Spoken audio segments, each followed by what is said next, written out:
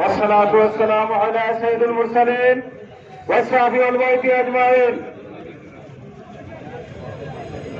Sylhet city কর্পোরেশনের গুরুত্বপূর্ণ word 10, 11, 12 এবং 13 কর্তৃক আয়োজিত আজকের এই মানববন্ধন কর্মসূচির সংগ্রামী সভাপতি উপস্থিত রয়েছেন সিলেটের বিশিষ্ট রাজনৈতিক দলের নেতৃবৃন্দ, বিশেষ করে বাংলাদেশ জামাত ইসলামীর কেন্দ্রীয় মন্ত্রিসভার অন্যতম সদস্য সিলেট জেলা জামাতের সংগ্রামী আমির জননেতা মাওলানা হাবিবুর রহমান, সিলেটের বিভিন্ন এলাকার নির্বাচিত সাবেক জেলা প্রতিনিধিবৃন্দ, অত্র এলাকার বিভিন্ন শিক্ষা প্রতিষ্ঠান থেকে আগত ছাত্রছাত্রীবৃন্দ, সম্মানিত এলাকার সর্বস্তরের জনসাধারণ, আসসালামু আলাইকুম ওয়া রাহমাতুল্লাহি ওয়া বারাকাতুহু। এই তথ্য এই মানববন্ধন আমাদের জন্য অত্যন্ত বেদনার। মানুষদেরকে রাস্তা অবরুদ্ধ করে আমাদের কোনো ছিল না, তারপরে নিরুপায় হয়ে এর কোনো বিকল্প ছিল না বিধায় আমরা আমাদের আজকের এই মানববন্ধন করতে বাধ্য হয়েছে।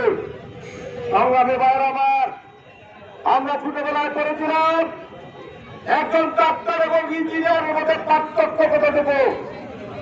আমরা জেনেছিলাম একজন ডাক্তারের ভুলের কারণে একজন মানুষের জীবন যায়, আর একজন ইঞ্জিনিয়ারের ভুলের কারণে শত শত মানুষের জীবন যায়।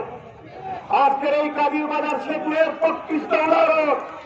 এই ইঞ্জিনিয়ারের ভুলের কারণে আজকে আমার বোন রহিমা খাতুন জেসি সহ এর আগে 3টি প্রাণ ঝরেছে, অসংখ্য মানুষ আহত হয়েছেন।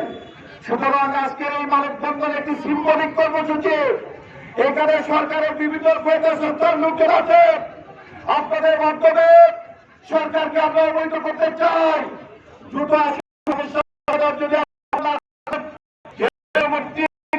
যদি জনগণের দাবি আদায়ের ক্ষেত্রে বিগত দিন থেকে সিলেটের একটা ঐতিহ্য রয়েছে, দল মত নির্বিশেষে আমরা অগ্রগত। আমাদের সিনিয়র নেতৃবৃন্দ এইখানে আছে, তাদের প্রতি আমাদের আহ্বান থাকবে যে আপনারা যদি মনে করেন যে সুজান বলে আমাদের দাবি আদায় হচ্ছে না, আপনারা ঐক্যবদ্ধভাবে এলাকার কর্তৃপক্ষ ব্যক্তিবর্গ দিয়ে এমন একটা কর্মসূচি গ্রহণ করবেন যার ধাক্কা দিয়ে টাকা পর্যন্ত লাগে।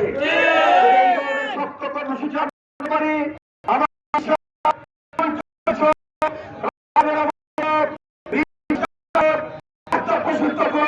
সবকিছু হবে ইনশাআল্লাহ। যাবতীয়